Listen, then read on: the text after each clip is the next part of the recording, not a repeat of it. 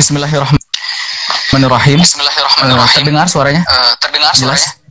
Jelas ya. Bismillahirrahmanirrahim. Assalamualaikum warahmatullahi wabarakatuh. Alhamdulillah.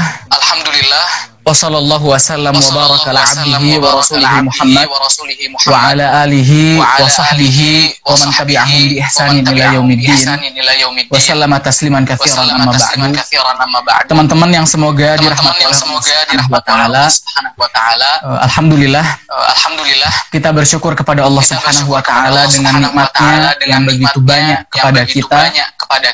Allah Subhanahu wa taala masih mengizinkan kita untuk bertemu walaupun secara tidak langsung, akan tetapi kebaikan-kebaikan pada saat ini benar-benar berlimpah sekali. Sebelumnya izinkan Ana untuk berkenalan diri dulu. Nama Ana Fakhru Hendan. Bisa dipanggil Kak Fakhru ya. Alhamdulillah kegiatan saat ini Ana ini adalah seorang mahasiswa di STDI Imam Syafi'i Jember. Dan alhamdulillah sekarang Ana sudah semester 8 ya, semester terakhir. Kesibukan pun ya masih kesibukan mahasiswa seperti biasanya, ini skripsi dan segala macam karena di semester akhir ini. Alhamdulillah Ana sangat senang sekali ya bisa berbagi kebaikan untuk teman-teman semuanya, walaupun pada saat ini kita sedang ya ditimpa dengan pandemi yang membuat kita tidak bisa keluar seperti itu. Tapi jangan bersedih. Walaupun masjid-masjid ditutup, tapi bukan berarti kebaikan-kebaikan juga ditutup. Justru bahkan dibalik musibah yang Allah berikan kepada kita, karena Allah Subhanahu wa taala itu yang maha sempurna, maha tahu atas segala kebaikan. Walaupun masjid-masjid ditutup, Allah Subhanahu wa taala justru memberikan hikmah yang lebih besar dari itu. Apa hikmahnya? Contoh hikmahnya adalah ya ini, online ini, kajian streaming ini. Subhanallah, kebaikan-kebaikan bisa tersebar di seluruh rumah. Yang sebelumnya mungkin ada orang yang nggak pernah ikut kajian, nggak tahu ilmu agama Islam, tapi ternyata setelah pandemi ini, ya dibalik hikmah tersebut, kebaikan itu tersebar di rumah masing-masing. Orang bisa duduk di kamarnya, tapi bisa mendapatkan ilmu syar'i agama Islam. Teman-teman yang semoga dirahmati oleh Allah, puji syukur kita berterima kasih kepada Allah Subhanahu wa taala yang telah memberikan nikmat kepada kita, yang mana nikmat itu tidak diberikan kepada sembarang orang. Banyak sekali orang-orang di luar sana yang menginginkan, yang mengiming-imingi nikmat yang ada pada diri kita. Maka jangan sampai kita menjadi seseorang yang keterlaluan. Sudah diberi nikmat sama Allah gratis tanpa usaha apa-apa, tapi kita tidak bersyukur kepada Allah Subhanahu wa taala. Allah Subhanahu wa taala berfirman dalam surat An-Nisa, "Ma yaf'alullahu bi'adzabikum in syakartum aw amantum." Kata Allah Subhanahu wa taala, Allah nggak mungkin mengadab kalian apabila kalian bersyukur, berterima kasih atas nikmat kepada Allah Subhanahu wa taala, dan kalian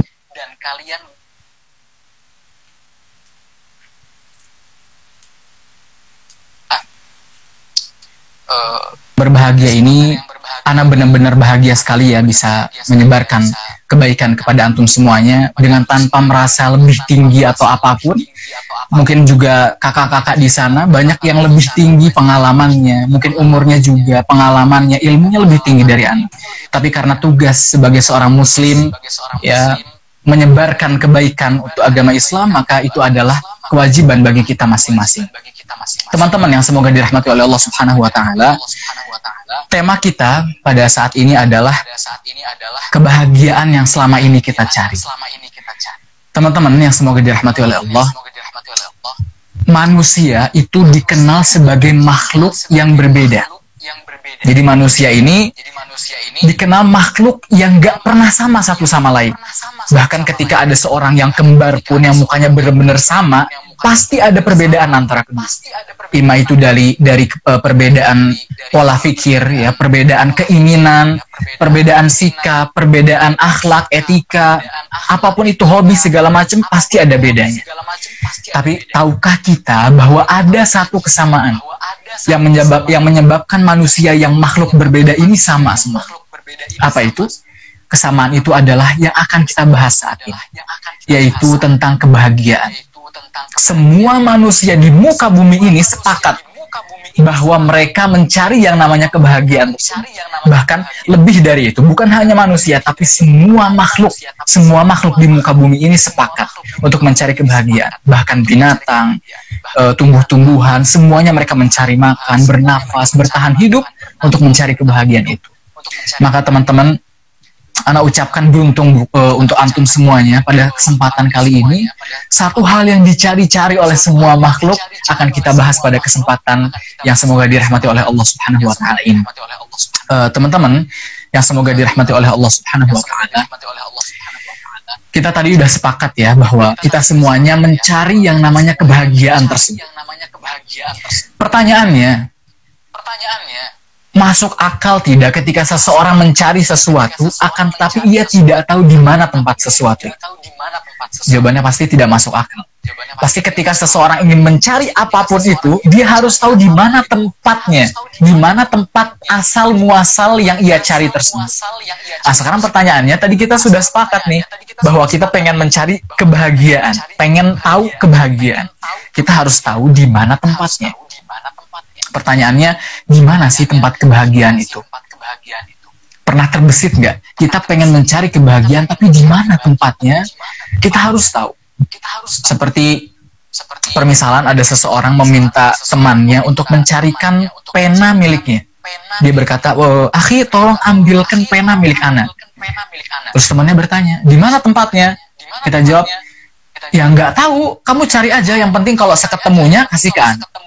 Mungkin teman kita itu akan menyangka bahwa, wah ini meremehkan saya gitu kan, wah ini mempermainkan saya. Kenapa? Karena kita mencari sesuatu dengan tanpa tahu di mana asal muasal tempatnya sesuatu tersebut. Oleh karena itu, kita harus tahu di mana tempat kebahagiaan tersebut. Kira-kira di mana? Banyak orang ketika ditanya, di mana sih tempat kebahagiaan itu, ia akan menjawab di hati. Ya, semua orang akan bilang, oh kebahagiaan itu tempatnya di hati. Ternyata setelah dipikir-pikir lagi, hati kita itu ternyata bisa sedih. Hati kita, bahkan dalam bahasa Arab, arti hati itu adalah al-qalbu. Qalbu dalam bahasa Indonesia diartikan secara umum artinya berbolak-balik. Kenapa dikatakan hati ini al-qalbu? Karena mudah berbolak-balik. Mungkin sekarang ini kita ketika dapat bimbingan, kita akan menjadi orang yang baik. Tapi nanti ketika kita di rumah masing-masing dalam keadaan sendirian, di kamar dalam keadaan sendirian, iman yang ada di diri kita saat ini mungkin bisa berkurang seperti itu. Karena hati itu berbolak-balik. Makanya berarti hati juga pernah sedih, hati pun berbolak-balik. Ya berarti bisa disimpulkan bahwa hati itu bukan tempat kebahagiaan. Kira-kira di mana tempat kebahagiaan itu? Tempat kebahagiaan itu berada di pencipta kebahagiaan itu sendiri. Jadi Allah Subhanahu wa taala di langit ketujuh sana mempunyai kebahagiaan, sumber kebahagiaan bagi manusia. Mana buktinya? Kok bisa kita bilang bahwa kebahagiaan itu ada pada Allah Subhanahu wa taala? Ada beberapa bukti. Di antara buktinya bahwa kebahagiaan itu ada pada Allah Subhanahu wa taala, antum tahu tempat yang paling banyak kebahagiaan di dalamnya itu di mana? Tempat yang di dalamnya nggak ada kesedihan, pasti ada kebahagiaan. Di mana? Nah, betul, di surga ya. Kebahagiaan itu letaknya di surga. Di mana letaknya surga? Surga itu terletak di atas, dekat dengan Allah Subhanahu wa taala. Dan surga itu semakin tinggi, semakin dekat sama Allah Subhanahu wa taala, maka kebahagiaannya semakin bertambah. Apa itu surga yang paling tinggi, yang paling tingkatannya, yang kebahagiaannya paling tinggi? Apa nama surga itu? Surga Firdaus ya. Semoga kita semuanya dapat dikumpulkan oleh Allah Subhanahu wa taala di surga Firdaus itu. Nah, surga Firdaus adalah tempat tertinggi yang paling banyak kebahagiaan di dalam. Kata Ibnu Qayyim rahimahullah taala, wa ahlul firdaus hum jiranullah. Ahlu Firdaus, orang-orang penghuni surga Firdaus, mereka adalah tetangganya Allah. Kenapa bisa disebut tetangga Allah? Karena sakfuhum arsyullah azza wa jal. Langit-langit surga Firdaus itu langsung arsy-nya Allah Subhanahu wa taala, singgasana Allah, makhluk yang Allah ciptakan yang paling besar, yaitu arsy Allah Subhanahu wa taala. Oleh karena itu semakin dekat hamba dengan Allah, pas di bawah arsy Allah, di situ kebahagiaan semakin banyak. Subhanallah. Antum tahu kursi Allah Subhanahu wa Ta'ala? Mungkin banyak di antara kita yang sering lihat video yang menunjukkan bahwa bumi itu sebulat ini. Lalu setelah bumi ada bulan lebih besar dari bulan. Setelah bulan ada matahari lebih besar lagi. Setelah matahari ada planet apa lebih besar sampai bumi itu terlihat kecil sekali. Dan itu ternyata berada di langit pertama. Belum di langit kedua, langit ketiga, seterusnya. Semakin tinggi langit itu semakin besar makhluk Allah Subhanahu wa Ta'ala. Dan kursi Allah Subhanahu wa Ta'ala, teman-teman, yang mana kita hafal semuanya di ayat kursi. Allah Subhanahu wa Ta'ala berfirman, wasi'a kursiyuhus samawat wal ard. Kursinya Allah luasnya itu seluas semua langit dan bumi. Yang mana tadi kita lihat ya, udah pernah lihat di video planet-planet sebesar itu, semakin tinggi langit semakin besar, dan kursi Allah lebih besar daripada langit dan bumi, semua langit dan bumi. Dan arsy Allah makhluk terbesar yang pernah Allah ciptakan, subhanallah. Itulah Allah Subhanahu wa Ta'ala. Berarti kebahagiaan itu berasalnya di mana? Pada Allah Subhanahu wa Ta'ala. Itu bukti yang pertama bahwa tempat kebahagiaan itu adalah surga yang dekat dengan surga. Sekarang bukti yang kedua, teman-teman tahu apa yang terjadi pada tahun 11 Hijriah. Nah, ini pentingnya kita sebagai seorang muslim harus tahu sirah Nabi Shallallahu Alaihi Wasallam, kehidupan Rasulullah Shallallahu Alaihi Wasallam. Teman-teman, subhanallah, kalau kita semuanya mempelajari perjalanan Rasulullah Shallallahu Alaihi Wasallam, antum bisa lihat bagaimana Islam yang sekarang kita berada di atasnya itu diperjuangkan dengan darah dan keringat yang sangat benar-benar menyentuh hati kita. Ketika kita mempelajari sirah Nabi, kita akan lebih menghargai agama Islam. Kata para ulama, barang siapa yang mempelajari sirah Nabi, kehidupan Nabi, hatinya itu akan lembut. Antum pelajari bagaimana keadaan Rasulullah Shallallahu Alaihi Wasallam dalam memperjuangkan agama Islam, terutama di tahun 11 itu tadi, 11 dan 10. Pada tahun 11 setelah kenabian Rasulullah SAW, itu terjadi namanya Mi'raj, Isra Mi'raj ya, kita semua tahu. Apa itu Mi'raj? Mi'raj itu Rasulullah diangkat ke Sidratul Muntaha. Jadi Rasulullah diangkat ke langit. Di antara sebabnya, kata para ulama, itu sebagai bentuk penghiburan untuk Rasulullah. Kok bisa penghiburan? Apa yang terjadi? Ternyata pada tahun 10 setelah kenabian Sallallahu Alaihi Wasallam, itu kan tadi Mi'raj itu terjadi pada tahun 11. Pas tahun 10-nya, itu Rasulullah Sallallahu Alaihi Wasallam itu mengalami tahun yang dinamakan Amul Huzni dalam bahasa Arab, yang artinya tahun kesedihan. Kenapa kok bisa disebut tahun kesedihan? Subhanallah. Antum kalau baca buku sirah tentang Amul Huzni ini, antum akan menangis.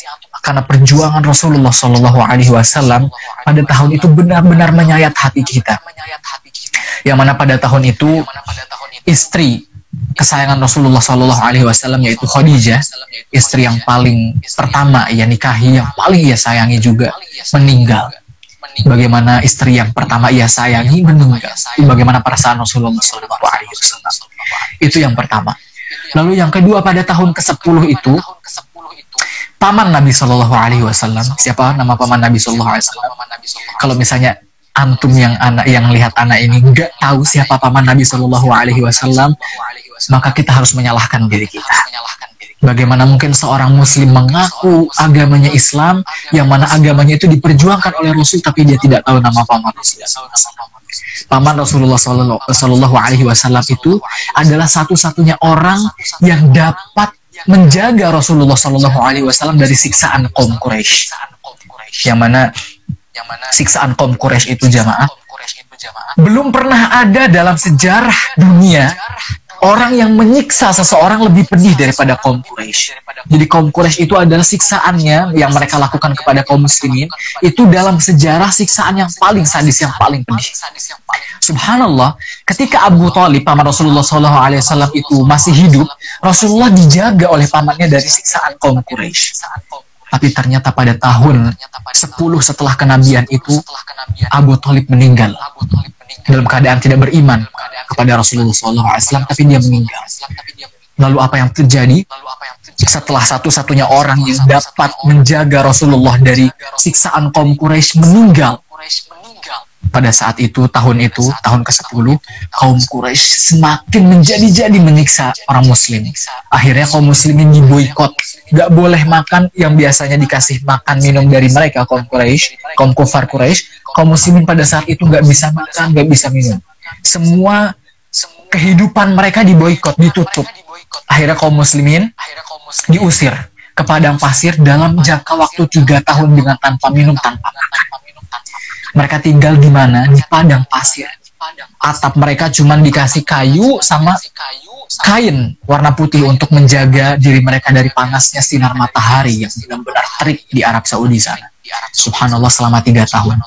Sampai ada salah seorang sahabat yang pada saat malam hari dia berkata bahwa tangisan anak kecil pada malam itu seperti nafas, seperti udara. Jadi nafasnya kita itu adalah tangisan anak kecil, karena benar-benar mereka kelaparan, tidak ada makan, tidak ada minum. Sampai seorang sahabat berkata, aku menemukan basah-basah dalam kegelapan, saking laparnya aku makan, dan sampai sekarang aku nggak tahu apa yang aku makan. Saking benar-benar mereka tersiksa, subhanallah. Itu siksaan Rasulullah pada saat itu, tahun itu benar-benar menyedihkan. Antum baca itu tahun 10 Hijriah ya. Kalau kita baca ini tidak cukup waktunya. Itu insya Allah dapat meluluhkan hati kita, dapat membuat hati seorang muslim itu ya menjadi lembut seperti itu. Nah, itu pada tahun 10, yang mana kesedihan bertubi-tubi terjadi pada Rasulullah. Pada tahun 11-nya, Rasulullah diangkat, tadi kita bilang Mi'raj, diangkat ke Sidratul Muntaha. Untuk apa? Untuk menghibur. Diangkat kemana? Dekat dengan Allah Subhanahu wa Ta'ala. Berarti kebahagiaan itu di mana letaknya? Pada Allah Subhanahu wa Ta'ala. Walaupun dalam hadis yang sahih Rasulullah tidak pernah melihat Allah. Jadi sudah ditakdirkan oleh Allah, semua makhluk Allah itu dapat melihat Allah nanti di akhirat. Tentunya dengan kita mempersiapkan diri dari sekarang, beramal soleh dengan kerinduan yang sangat ingin bertemu dengan Allah Subhanahu wa Ta'ala. Oke. Kita udah sepakat bahwa kebahagiaan tempatnya di mana? Di Allah Subhanahu wa Ta'ala. 2 bukti tadi ya. Buktinya adalah surga dan juga Mi'raj Rasulullah sallallahu alaihi wasallam. Teman-teman yang semoga dirahmati oleh Allah Subhanahu wa Ta'ala, sekarang kita udah tahu di mana berasalnya tempat kebahagiaan itu, pada Allah Subhanahu wa Ta'ala. Tapi ketika kita sudah tahu di mana tempat kebahagiaan itu belum cukup untuk mendapatkan kebahagiaan bagi diri kita. Masalah ini mempunyai seni yang benar-benar harus kita dalami. Insya Allah pada kesempatan kali ini kita akan bahas sekitar 7 seni yang dapat mendatangkan kebahagiaan bagi seorang hamba. Insya Allah 7 seni ini semakin kita dalami, semakin bahagia hidup seseorang. Teman-teman yang semoga dirahmati oleh Allah Subhanahu wa Ta'ala, manusia itu banyak yang mengkerahkan segala cara, segala jalan untuk mendapatkan kebahagiaan. Padahal mereka nggak tahu nih tempat kebahagiaan itu sebenarnya pada Allah, mereka nggak tahu. Ada yang menyangka bahwa kebahagiaan itu berada di uang, di harta. Ada yang menyangka bahwa kebahagiaan itu terletak dalam ketenaran. Ada yang bilang bahwa kebahagiaan itu terletak di misalnya syahwat, misalnya berzina, berhubungan lawan jenis yang tidak diperbolehkan dalam agama Islam misalnya. Ada yang menyangka bahwa itu ada pada kepintaran. Tapi subhanallah, itu semua terbukti dari makhluk Allah itu sendiri. Banyak sekali artis-artis yang terkenal, yang hartanya banyak, ketenarannya juga Masya Allah, tapi mereka berakhir kehidupannya dengan bunuh diri. Bahkan ada orang yang pinter, antum tahu semuanya, bukunya itu tersebar di seluruh dunia. Dia bernama Dale Carnegie, ya, bukunya terkenal sekali, anak pun punya bukunya. Bagaimana kalian mendapatkan teman yang mempengaruhi seorang teman, itu bukunya kalau salah ya, judulnya dari Dale Carnegie. Dia meninggalnya bunuh diri, yang mana antum sekarang mungkin ada yang baca buku. Karena apa? Mereka tidak tahu apa dan di mana kebahagiaan itu berada. Makanya sangat penting. Kita bahas 7 poin ini. Sebenarnya banyak poin-poinnya, cuma ini adalah poin yang paling penting bagi kita untuk kita pelajari. Jadi insya Allah walaupun ya semua teman-teman yang bisa melihat Ana di sini, dicatat ilmunya, karena ini benar-benar ilmu yang paling penting sekali. Nah, Ana kasih tahu bagaimana cara mencatat suatu kajian atau ilmu yang akan disampaikan kepada kita, tentunya khususnya ilmu agama. Cara mencatat ilmu agama itu bukan poin-poinnya, bukan hanya poinnya. Ana sebutkan poin 1, antum catat sudah itu saja. Kenapa? Karena sama aja antum mendengar ceramah, mendengar ilmu dari seorang penceramah, atau antum baca buku sama saja. Gunanya seorang orator, seorang pemberi, penyampai ya, itu gunanya adalah menjelaskan poin tersebut. Jadi antum catatnya adalah apapun itu yang menurut antum dapat mengubah hidup antum, apapun itu yang menurut antum dapat menjadikan kebaikan di hidup antum catat. Walaupun itu contoh, walaupun itu permisalan misalnya, justru malah permisalan itu yang dapat mengubah kehidupan seseorang, antum catat. Udah siap ya? Insya Allah kita masuk ke poin yang pertama. Poin bagaimana seseorang dapat mendapatkan kebahagiaan. Karena anggap semuanya antum sudah siap untuk mendapatkan poin pertama. Poin yang pertama ini berbunyi gizi rohani. Apa? Gizi rohani. Apa maksudnya? Antum dengerin baik-baik. Diri kita ini terdiri dari 2 materi. Dari apa? 2 materi. Apa materi itu? Materi itu adalah jasad dan ruh. Diri kita terdiri dari 2 materi, yaitu jasad dan ruh. Materi ini, teman-teman, dengarkan baik-baik. 2 materi ini, jasad dan ruh, itu memiliki makanannya masing-masing. Jadi jasad kita, nah makannya ada makanannya tersendiri, ruh kita juga ada makanannya tersendiri. Yang harus kita ketahui, makanannya itu sesuai dengan materi yang diciptakannya, asal muasal materi yang diciptakannya. Oke, sekarang kita buka. Jasad kita terbuat dari apa? Dari tanah. Maka gizi jasad kita juga terbuat dari tanah. Ya enggak? Semua yang kita makan saat ini tercipta dari tanah. Minum, makanan, semuanya dari tanah. Nah, sekarang ruh kita. Gimana asal penciptaan ruh kita? Ruh kita asal penciptaannya ada di langit sana. Berarti gizi ruh kita pun harus berasal dari langit. Apa itu gizinya? Gizinya ya banyak, ilmu, Al-Quran. Gizi yang diturunkan dari langit itu adalah kebanyakan amalan-amalan hati. Allah Subhanahu wa Ta'ala berfirman bahwa kami telah menurunkan Al-Quran.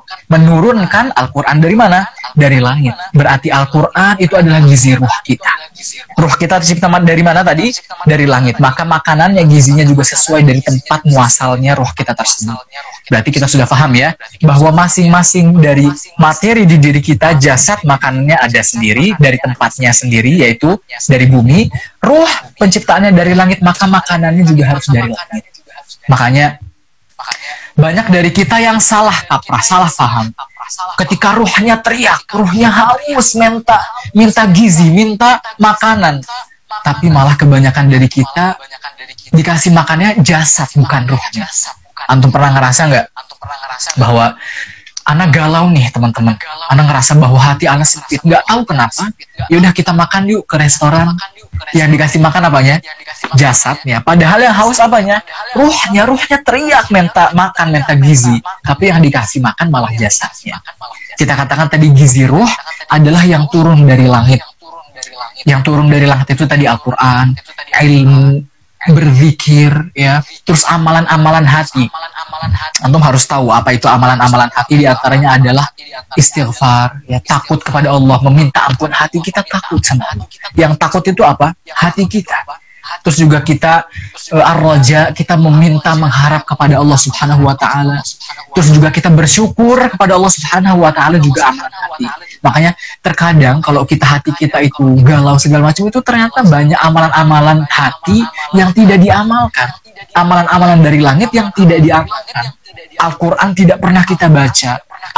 Pelajaran seperti ini, pelajaran durus agama Islam seperti ini tidak pernah kita ikuti. Bagaimana hati kita akan terpenuhi gizinya? Subhanallah, kita udah tahu ya bahwa jasad kita terdiri dari 2 materi dan masing-masing materi itu punya gizinya sesuai dengan materi penciptaannya. Nah, sekarang pertanyaannya, mana yang lebih dominan? Jasad atau ruh? Jadi kalau misalnya kita udah tahu nih mana yang lebih dominan, kita akan tahu mana yang harus lebih kita perhatikan. Ruh dulu apa jasad dulu? Oh, kalau gitu kayaknya jasad deh. Kalau misalnya antum bilang jasad, mana buktinya? Kalau antum bilang ruh, mana buktinya?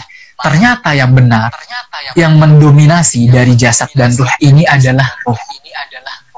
Mana buktinya? Buktinya anak kasih bukti yang dalam sehari-hari aja.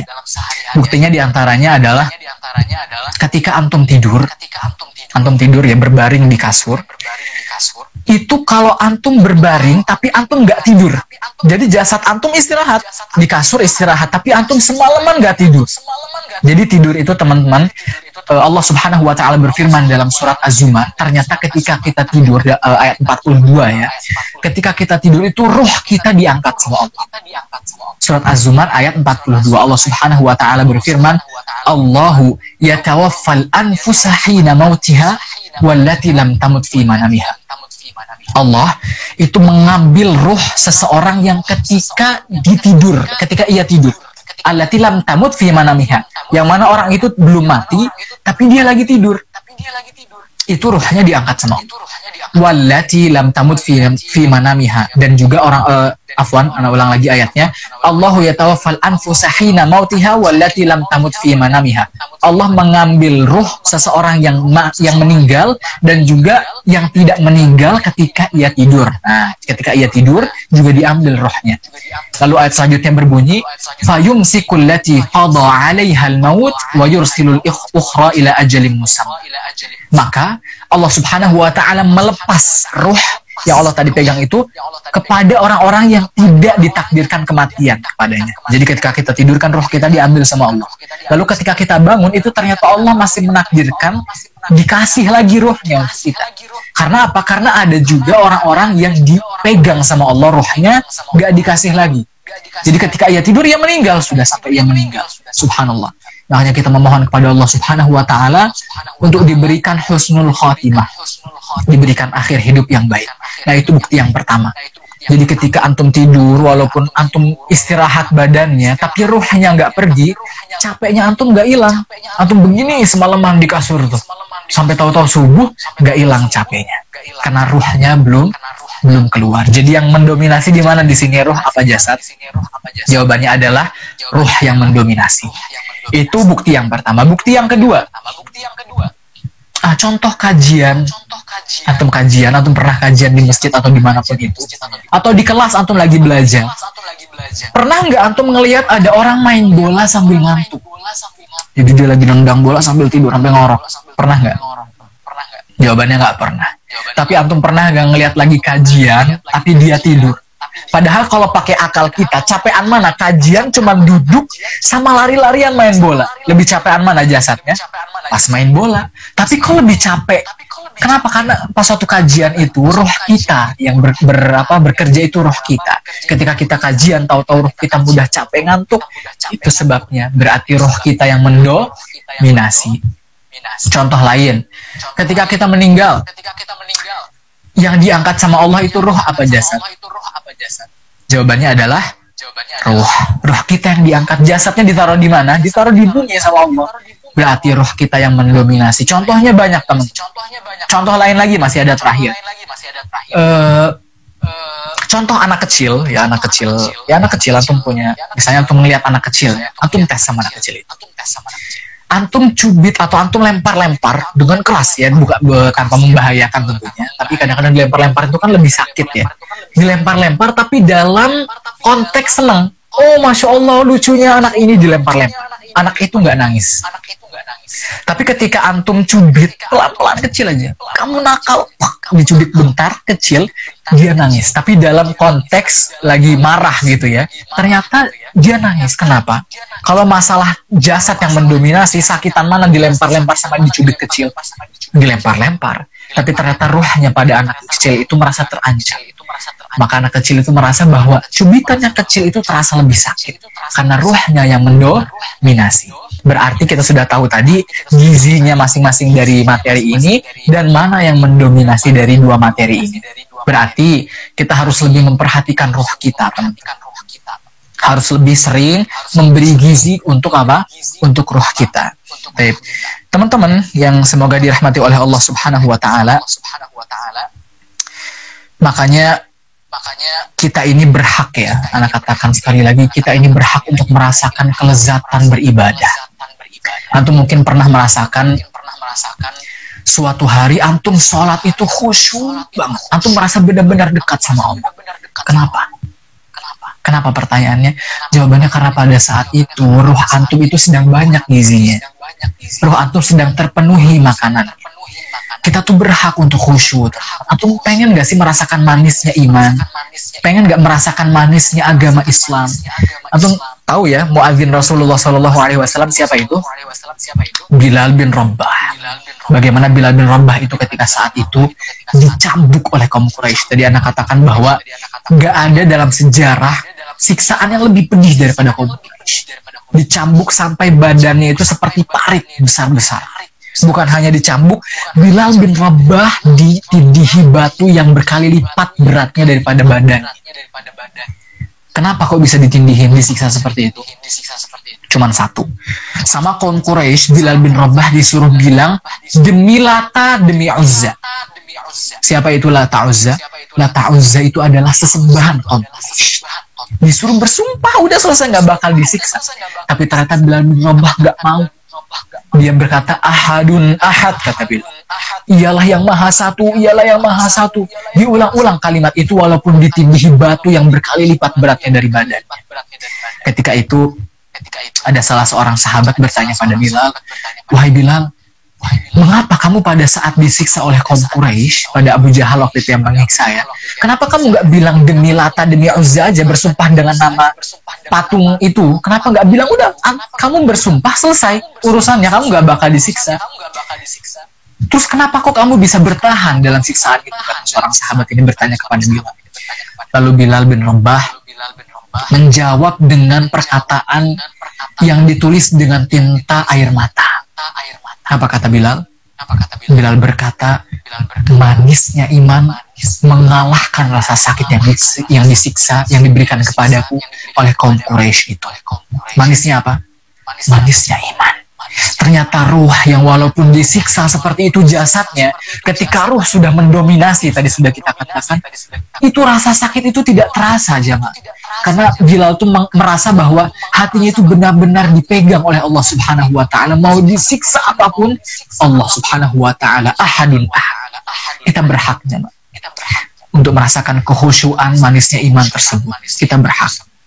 Makanya banyak sekali di antara kita yang secara fisiknya beribadah, secara fisiknya dia sholat, dia khusyuk, tapi ternyata kelezatannya nggak masuk ke hati. Kenapa? Karena cuma di fisik aja, di jasadnya aja. Dia sholat, tidak merasa bahwa sholatnya itu untuk diziruh. Nanti insya Allah dalam pertemuan selanjutnya kita akan, insya Allah ya, kalau misalnya ada pertemuan selanjutnya, kita akan membahas tentang bagaimana caranya khusyuk dalam sholat. Itu penting sekali. Ruh kita perlu gizi, teman-teman. Jangan sampai seperti itu. Antum pernah, ini kan bulan Ramadan ya, jangan sampai antum merasa bahwa Al-Quran itu beban. Enggak. Al-Quran itu adalah gizi ruh kita. Kita butuh. Kalau nggak baca Al-Quran itu rasanya nggak ada yang nggak terpenuhi di dalam diri kita.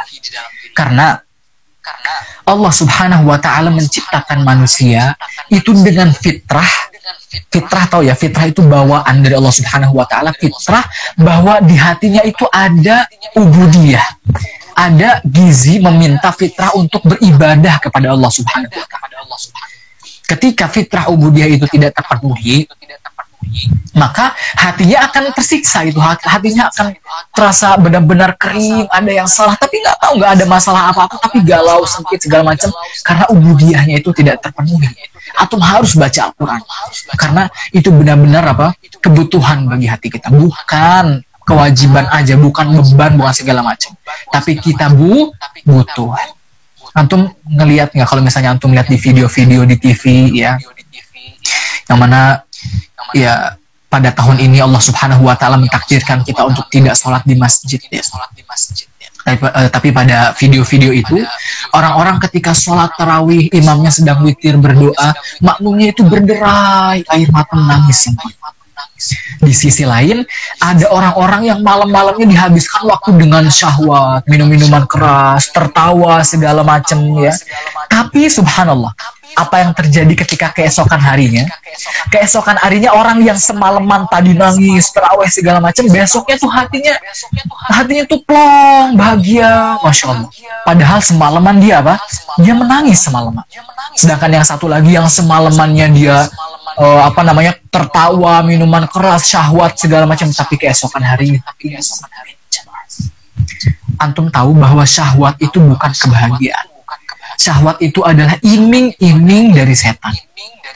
Jadi Allah berfirman, fazayyana lahum, dikasih indah hati mereka sama syaitan. Itu artinya apa? Itu syahwat, dikasih indah, tapi itu cuma kelezatan sementara aja, bukan kebahagiaan. Setelah syahwat pasti muncul kesengsaraan dan kesempitan. Oleh karena itu, tadi poin yang pertama kita sudah bahas apa itu adalah gizi ruh ya. Tadi kita sudah kasih tahu apa itu gizi ruh tersebut. Maka kita berhak untuk merasakan kekhusyuan dan gizi ruh tersebut. Itu sumber kebahagiaan yang pertama. Ya, antum sudah catat, semuanya harus dipraktekkan dalam kehidupan kita. Bahwa roh kita butuh gizinya. Gizinya apa tuh tadi? Amal-amal dari langit. Antum seperti membaca Al-Quran, menuntut ilmu agama Islam, itu penting. Membaca sirah, tadi kita sudah katakan bahwa hati kita bisa merasa plong dengan membaca kehidupan Rasul. Ilmu-ilmu yang datang dari langit seperti cinta kepada Allah yang berada dalam hati, takut kepada Allah, mengharap, meminta ampun, itu subhanallah antum hadirkan di hati antum. Ya, nanti insya Allah pada pertemuan selanjutnya kita akan lebih mendalami hal tersebut. Itu yang pertama, bagaimana cara kita mendapatkan kebahagiaan, seni mendapatkan kebahagiaan, yaitu dengan gizi rohani. Sekarang kita masuk ke poin yang kedua. Poin yang kedua berbunyi ridho. Seni yang kedua untuk mendapatkan kebahagiaan adalah ar-ridho. Apa ridho dalam bahasa Indonesia? Kerelaan ya. Seseorang itu hatinya ya rela atas apa yang terjadi pada dirinya. Teman-teman yang semoga dirahmati oleh Allah, ada perkataan yang harus kita ingat-ingat, suatu kaidah. Kaidah itu berbunyi al khairu khiratullah, yang artinya yang paling baik adalah pilihan Allah Subhanahu wa ta'ala. Mau apapun itu di mata kita terasa buruk, terasa tersiksa, tapi ternyata itu pilihan Allah Subhanahu wa ta'ala, maka itu yang paling baik. Kenapa? Karena akal manusia itu terbatas, teman-teman. Sedangkan Allah Subhanahu wa ta'ala Maha mengetahui atas apa yang baik untuk hambanya. Memang di mata kita terasa ya seperti ini, seperti pandemi ini. Kita lihat ya bahwa pandemi ini seperti musibah dari Allah Subhanahu wa ta'ala. Tapi tadi kita sudah jelaskan di awal ceramah bahwa ternyata walaupun pintu-pintu masjid tertutup, pintu kebaikan masih tetap terbuka. Contoh pintu kebaikan yang terbuka luas yaitu ini seperti online ini, kajian online di rumah masing-masing, ilmu agama Islam tersebar luas. Subhanallah. Itu makanya ridho, kita harus ridho, rela atas apa yang Allah berikan kepada kita. Jamaah teman-teman semuanya yang di rumah yang semoga dirahmati oleh Allah Subhanahu wa ta'ala, ada cerita permisalan ya, mungkin antum sudah dengar, tapi ini permisalan benar-benar harus kita ingat-ingat banget.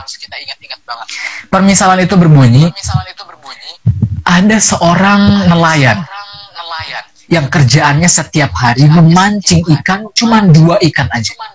Yang satu buat dirinya sama keluarganya, yang satu dia kasihkan buat dia jual, buat pemasukan seperti itu. Itu setiap hari kayak gitu. Dia pergi pagi-pagi nih, dapat 2 ikan jam 8, misalnya dia pulang pada saat tahu-tahu dapat ikannya jam 9, dia pulang langsung ke rumah. Jadi pokoknya dapat 2 ikan, selesai. Mancingnya udah selesai, seorang nelayan. Akhirnya nelayan itu ditanya sama temennya, kok aku cuman mancing 2 ikan aja sih, kan bisa mancing banyak. Terus kata nelayan itu, terus kalau saya mancing banyak apa yang terjadi? Ya kamu bisa makan banyak sama keluarga kamu.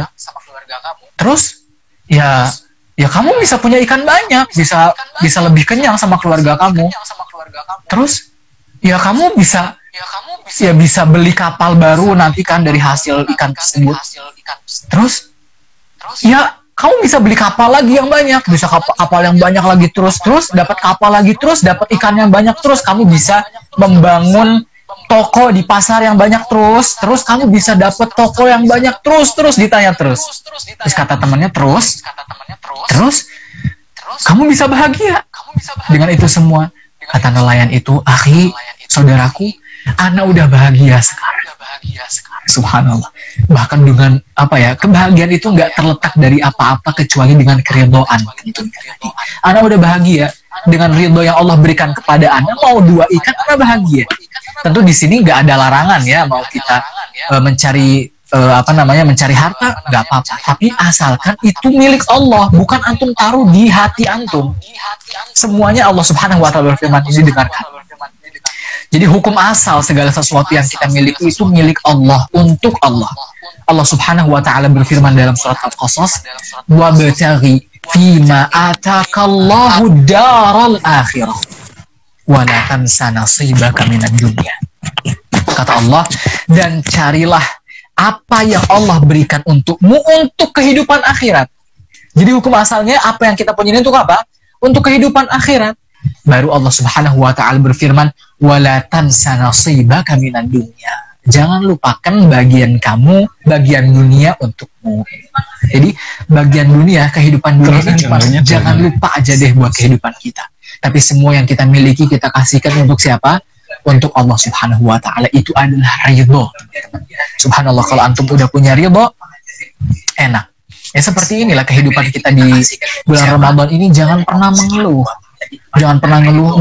Banyak sekali ya teman-teman kita di sosmed update status Ramadan ini kayak gini, gak seneng. Jangan mengeluh. Kenapa jangan mengeluh? Karena banyak nikmat yang tidak kita sadari.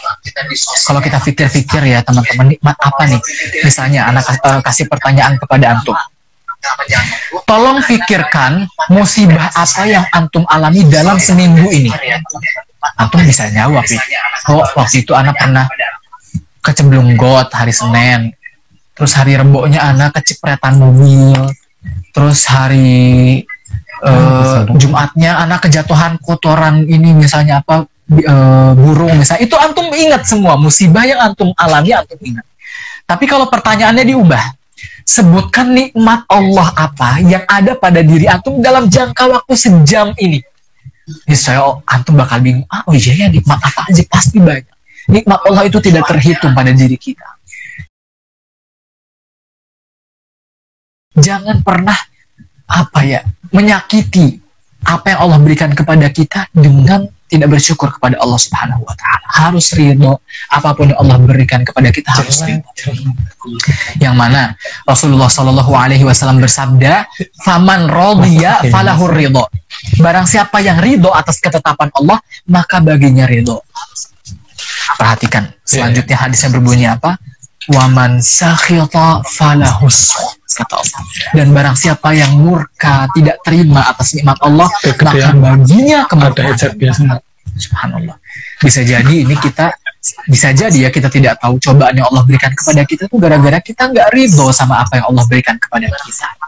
Subhanallah ya, ridho itu ternyata bisa bikin hati kita hati kita luas. Jamaah yang semoga dirahmati oleh Allah Subhanahu wa Ta'ala. Teman-teman semuanya, makanan yang ada di perut kita saat ini itu adalah kecukupan untuk kita. Makanan yang sekarang ada di lambung antum itu cukup untuk antum. Semua yang ada di kulkas rumah antum saat ini itu adalah tambahan yang Allah berikan untuk kita. Pakaian yang ada di pundak antum saat ini itu cukup untuk kita. Semua yang ada di kantong kita dari rupiah, dari uang kita, itu semuanya tambahan dari Allah Subhanahu wa Ta'ala. Bahkan tempat tidur antum, kamar antum, tempat-tempat yang mencukupi kehidupan antum, itu adalah kecukupan untuk antum. Sedangkan sisa-sisa bangunan semuanya itu adalah tambahan dari Allah Subhanahu wa Ta'ala. Semuanya tambahan. Sedangkan yang harus kita tahu itu satu, bahwa tempat yang paling lama akan kita tinggal di dalamnya adalah kubur kita. Yang gelap, tempatnya sempit, tidak ada apa-apa di dalamnya kecuali diri kita dan amal kita. Subhanallah teman-teman. Makanya kita harus ridho atas apa yang Allah berikan kepada kita. Dunia ini nggak kebawa. Kita cuma ada amal kita aja, teman kita nanti di kuburan itu. Subhanallah. Teman-teman yang semoga dirahmati oleh Allah Subhanahu wa Ta'ala, jadi kita harus ridho ya. Seni yang kedua ini adalah kita merelai atas apapun itu yang Allah takdirkan untuk kita. Jangan pernah berpikir nih, kalau misalnya aku lewat jalan itu aku nggak bakal kena macet. Kata siapa? Bisa jadi antum lewat jalan itu, antum kejatuhan apa, misalnya genteng sampai bertiga atau segala macam digedein. Apa yang Anda harus lakukan? Apa seperti itu? Tentu tidak. Apa yang harus Anda lakukan? Anda pakai kacamata.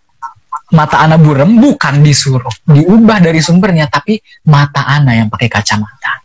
Banyak orang yang tidak bersyukur, yang tidak ridho itu karena apa? Karena mereka tidak punya kacamata tersebut. Jadi poin yang kedua, bagaimana kita mendapatkan kebahagiaan itu dengan apa?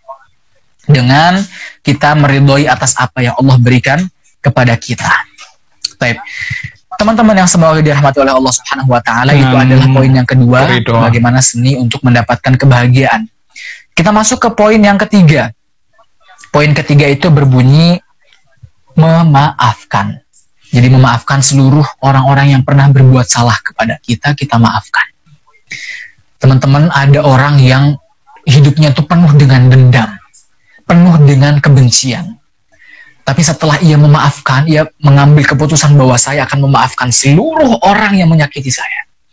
Kata dia, hati saya seperti disiram sama salju yang dingin. Plong, rasanya nggak ada beban sekali. Hidup Anda serasa lebih bahagia ketika Anda memaafkan orang lain. Teman-teman, Anda tahu, mungkin antum-antum yang punya orang yang antum benci, antum akan bilang, Kak Faru nggak tahu masalah di dalam hidup kita tuh, nggak tahu. Kak Faru cuma bilang maafkan, tapi nggak tahu apa yang mereka kasih ke Ana. Ana tuh sakit hati, Kak Faru. Mereka udah ngezolimin Ana, Ana tahu apapun itu yang mereka lakukan dari kezoliman untuk antum semuanya. Dengarkan baik-baik, bahwa semua kezoliman itu sudah dicatat sama Allah Subhanahu wa Ta'ala. Nggak usah takut, dan pasti akan dibalas. Antum tahu Allah Subhanahu wa Ta'ala berfirman, wa jazaa'u sayyi'atun mithliha faman 'afa wa aslaha fa ajruhu 'ala Allah. Kata Allah Subhanahu wa Ta'ala, dan balasan keburukan adalah keburukan semisalnya. Jadi nggak usah takut. Antum dizalimi, sakit, Ana tahu, Ana paham. Sakit hati iya, nggak bisa dilupain iya, tapi maafkan sudah. Karena Allah sudah berfirman, Allah yang ngasih janji buat kita. Ada orang berbuat buruk pasti akan sebelum antum berdoa nih misalnya. Kan ada orang yang kalau dizalimi dia berdoa, ya Allah tolong ini segala macam, didoain keburukan. Itu boleh. Ternyata itu boleh dalam agama Islam, boleh. Hadisnya mana? Rasulullah SAW bersabda, wattaqi da'watal mazlum. Dan bertakwalah kalian terhadap doanya orang yang terzalimi. Jadi ketika antum dizalimi, antum boleh doa, boleh. Itu ada dalam syariat agama Islam. Tapi ternyata rugi antum. Kenapa? Di ayat tadi kan Allah berfirman, barang siapa berbuat keburukan, maka baginya keburukan yang semisalnya, udah dicatat sama Allah. Ayat selanjutnya Allah berfirman, faman afa wa aslaha fa ajruhu 'ala Allah. Barang siapa yang memaafkan, nanti Allah jamin pahalanya. Bayangin. Antum kalau dijamin sama polisi ini, antum lagi di jalan, ada polisi bilang, antum nggak usah takut, di depan ada penilangan, ana jamin antum akan aman. Perasaannya nanti bagaimana ketika antum melewati penilangan tersebut? Antum akan jalan seperti seperti presiden, Masya Allah. Anda sudah dijamin sama polisi, Anda nggak bakal kena tilang. Tapi ini yang ngejamin kita adalah Rabb semesta alam, Raja dari seluruh raja. Allah berfirman, barang siapa yang memaafkan bakal dijamin pahalanya sama Allah Subhanahu wa Ta'ala. Itu pahalanya rugi. Kalau antum dizalimi sama orang, antum ngedoain orang tersebut, antum nggak dapat pahala. Nggak dapat. Jadi antum dizalimi nih, disakiti, iya sakit. Terus antum doa, ya Allah semoga orang itu mendapatkan keburukan gini-gini. Antum nggak dapat pahala. Jadi pahala antum itu diganti dengan doa tadi. Doa tadi dikasih ke Allah, nanti Allah kabulkan doa itu, tapi nggak dapat pahala. Rugi. Kalau menurut anak, kalau hitung-hitungan kita rugi. Kita udah disakitin sama orang lain, tapi nggak dapat pahala. Wah, rugi sekali itu. Padahal kita kan di akhirat nih butuhnya lebih pada pahala, ya kan? Rugi banget sudah di seperti itu kan. Teman-teman yang semoga dirahmati oleh Allah Subhanahu wa taala, siapa sih orang yang paling sadis disiksa, didolimi kecuali Rasulullah Shallallahu alaihi wasallam? Tapi bagaimana sikapnya? Walaupun itu kan Rasul, bukan apa sebabnya? Sebabnya Rasulullah memaafkan itu bukan karena Rasul, bukan hanya Rasul, tapi Rasulullah beriman kepada Allah.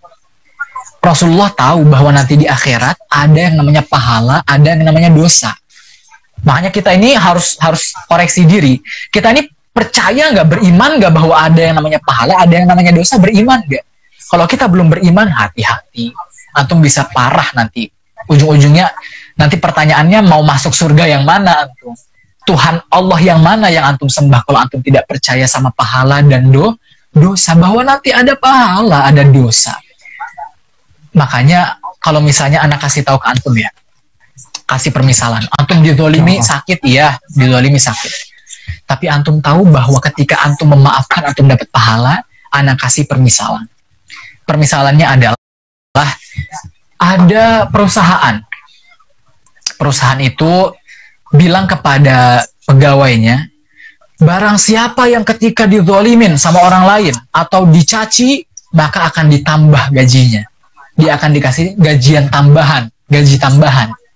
Akhirnya semua perusahaan itu ketika dizolimi, dicaci, dimaki, nggak ada yang mau balas. Mereka memaafkan.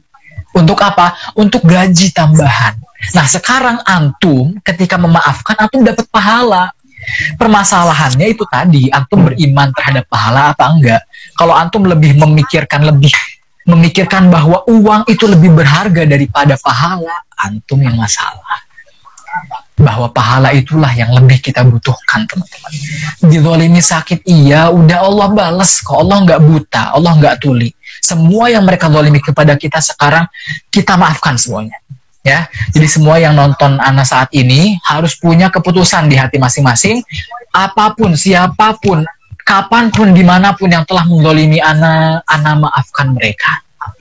Ana nggak mau marah sama siapapun, itu urusan dia sama Allah. Dan urusan Ana sama Allah, Ana maafkan sama mereka. Udah, ketika itu hati antum tuh lega, udah nggak ada marah-marah lagi sama orang-orang. Soalnya Rasulullah nyontohkan, ya maafkan. Rasulullah yang paling siksaannya paling berat kok, dia maafkan. Ada kisah ya, pada suatu hari Rasulullah Shallallahu alaihi wasallam itu pas waktu Amul Huzn itu ya, pada tahun ke-10 yang kita katakan bahwa tahun itu tahun benar-benar siksaannya macem-macem. Rasulullah meminta bantuan ke Taif, nama suatu negeri, Taif. Yang mana kan waktu itu kaum Rasulullah Shallallahu alaihi wasallam, kaum muslimin diboikot, nggak bisa makan, nggak bisa minum. Akhirnya Rasulullah Shallallahu alaihi wasallam meminta bantuan kepada Taif. Datang kepada kepala sukunya. Tapi pas waktu datang kepada kepala sukunya ditolak sama kepala sukunya. Bukan hanya ditolak, ketika Rasulullah ditolak, diusir pulang, di jalan Rasulullah pulang itu anak-anak kecil dari negeri Taif itu disuruh berbaris. Buat apa? Buat melempari Rasulullah SAW sampai berdarah badannya. Sampai jauh dilempari dalam keadaan sekitar 2 mil atau 3 mil dalam sirah Rasul itu dilempari sampai berdarah badannya. Sampai suatu hari Rasulullah didatengin sama malaikat gunung, bayangin. Udah disiksa seperti ini nih, antum harus dengar baik-baik. Rasulullah disiksa seperti itu, dilempari batu, udah jalan jauh-jauh ke Taif, dilempari batu, didatengin sama malaikat. Ditanya sama malaikat, wahai Muhammad, seandainya engkau sekarang memerintahkanku untuk menjatuhkan gunung kepada negeri Taif, akan aku jatuhkan saat ini. Tapi apa jawaban Rasulullah, makhluk yang paling mulia? Rasulullah Shallallahu alaihi wasallam bersabda, Jangan engkau timpakan gunung kepada mereka. Karena apa? Karena bisa jadi Allah Subhanahu wa ta'ala mengeluarkan penerus-penerus agama Islam dari kaum Taif itu. Yang mana nanti mereka akan menjunjung tinggi nama baik agama Islam. Subhanallah. Rasulullah memaafkan. Contoh lain, Rasulullah SAW lagi cerita nih. Lagi duduk-duduk sama sahabat, lagi cerita tentang nabi-nabi zaman dahulu. Tahu-tahu dilempar sama sebongkah batu sama orang jahiliyah. Dilempar, berdarah kepalanya. Apa yang Rasulullah SAW melakukan? Rasulullah marah? Rasulullah doakan keburukan? Tidak. Rasulullah berkata, ya Allah, Allahumma ghafir lahum, fa innahum qaumun jahilun. Ya Allah, ampunilah dosa mereka, karena mereka itu adalah kaum yang tidak tahu. Mereka nggak tahu apa kebenaran, nggak tahu. Makanya mereka melempar batu Rasulullah sampai berdarah mukanya. Tapi Rasulullah nggak doakan, nggak apa. Rasulullah meminta, ya Allah ampuni mereka. Subhanallah. Jadi mulai sekarang ini poin yang ketiga ini, jangan lupa kita harus memaafkan siapapun itu, dimanapun apapun yang terjadi pada diri kita. Itu poin yang ketiga dalam mendapatkan apa? Kebahagiaan. Nah, sekarang kita masuk ke poin yang keempat. Ini poin teman-teman gak kalah pentingnya. Kita harus paham dengan jeli poin keempat ini. Seni keempat dalam menghadapi kebahagiaan berbunyi, bedakan antara tujuan dan perantara. Nah, itu bunyinya. Bunyinya apa? Bedakan antara tujuan dan perantara. Antum harus tahu, antum ikut kajian di sini itu tujuan atau perantara. Kalau antum ikut kajian di sini adalah tujuan, berarti udah antum setelah kajian ini antum sebagai orang yang sudah paling sukses di muka bumi ini. Tapi ternyata tidak. Antum di sini ikut kajian itu adalah perantara. Tujuannya siapa? Tujuannya adalah Allah Subhanahu wa Ta'ala. Bedakan antara tujuan dan perantara. Teman-teman yang semoga dirahmati oleh Allah Subhanahu wa Ta'ala, Rasulullah Shallallahu Alaihi Wasallam bersabda, kun fid dunya ka'annaka gharib aw 'abiru sabil. Kamu di dunia ini harus jadi orang yang seperti orang yang asing atau seseorang yang pengembala. Jadi antum tuh nggak tetap di dunia ini, cuman seperti orang asing aja lah gitulah ya. Jadi antum harus ngerasa seperti itu, bahwa semua di muka bumi ini adalah wasilah.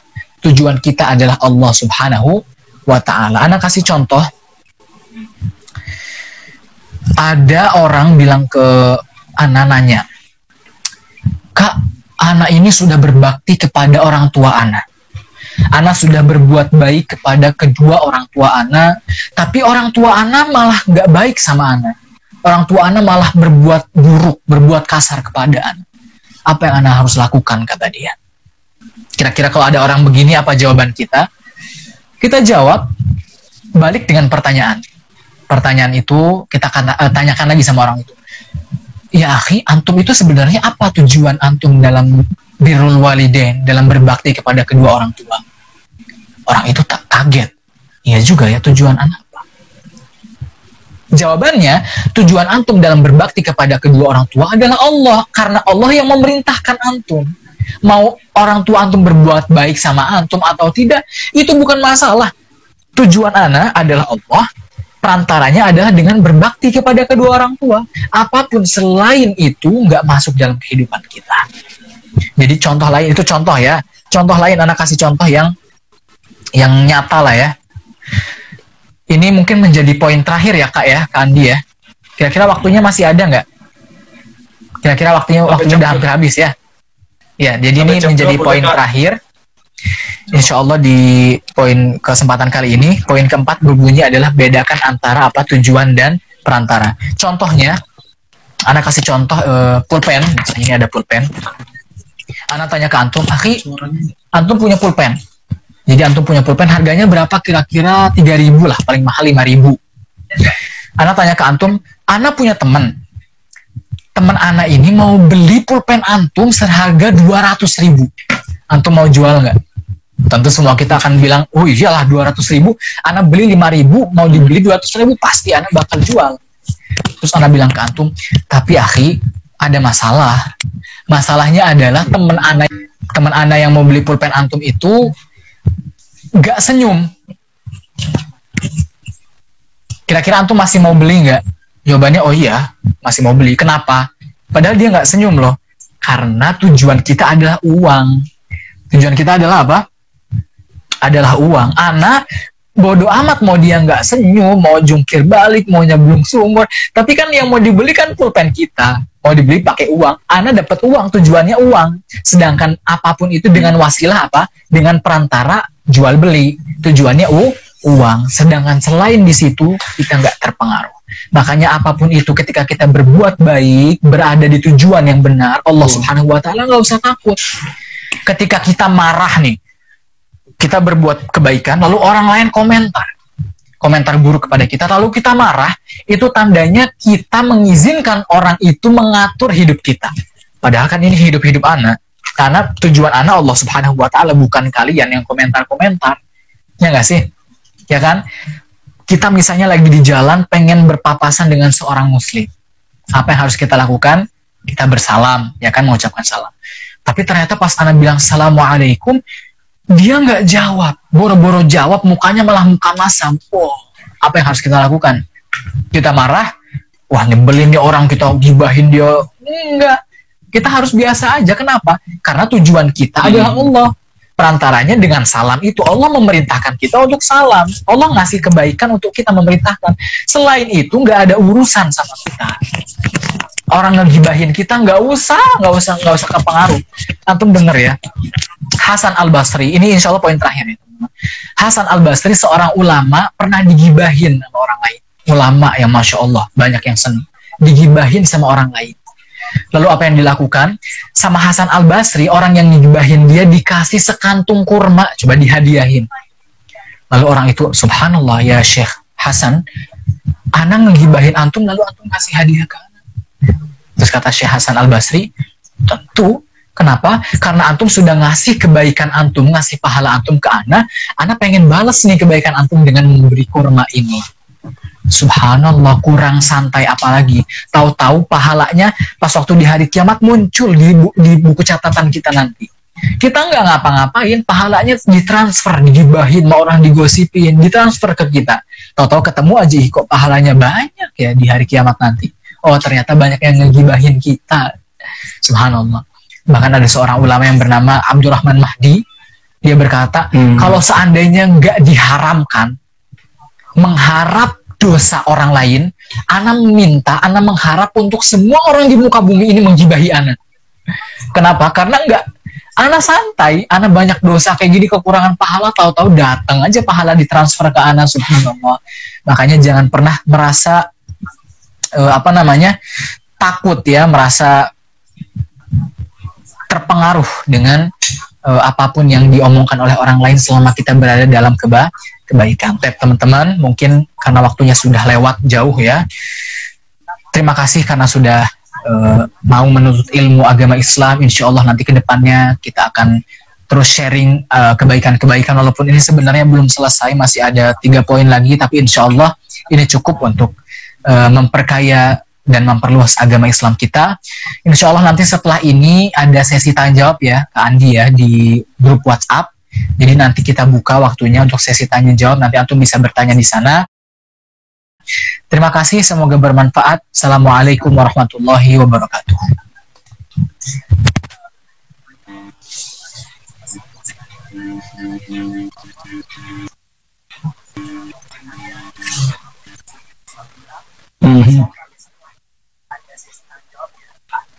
Iya.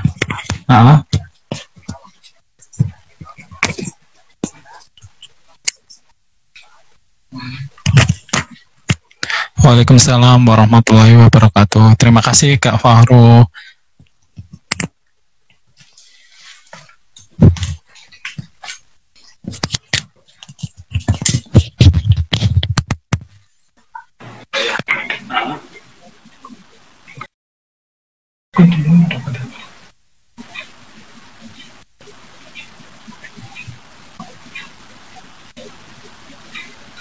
Terima kasih buat teman-teman yang sudah gabung di pengajian online dengan Kak Fahru Hedan, mahasiswa STDI Imam Syafi'i Jember. Untuk teman-teman yang pengen mengajukan pertanyaan, silakan teman-teman gabung di grup WhatsApp-nya. Untuk linknya boleh nanti boleh capri admin Pai untuk minta link gabung di grup WhatsApp-nya. Jawab di grup WhatsApp nanti akan dimulai pukul 15. Ya paling pada sholat asar ya. Jadi ada kesempatan untuk Kak Fahru mempersiapkan diri untuk menjawab pertanyaan dari teman-teman. Sekian dari saya teman-teman. Oh ya, saya juga mewakili teman-teman komunitas pecinta anak yatim. mengingatkan kembali untuk teman-teman, silakan lihat program-program PAI di bulan Ramadan ini di Instagram Pecinta Anak Yatim. Kita ada sharing paket sahur, sharing paket paket buka puasa untuk 20 rumah lebah. Akhir minggu ini juga nanti teman-teman relawan akan mendistribusikan paket sembako untuk Laskar Langit. Jadi teman-teman yang minggu-minggu ini bisa bantu-bantu untuk mendistribusikan paket sembako, silakan hubungi koordinatornya masing-masing. Siap Opa ya Kak Juli. Terima kasih teman-teman yang sudah ikut bergabung di PAI ngajian online hari ini. Mohon maaf kalau ada salah-salah kata. Untuk review kesimpulannya nanti admin share via Instagram ya, seperti biasa. Terima kasih. Wassalamualaikum warahmatullahi wabarakatuh.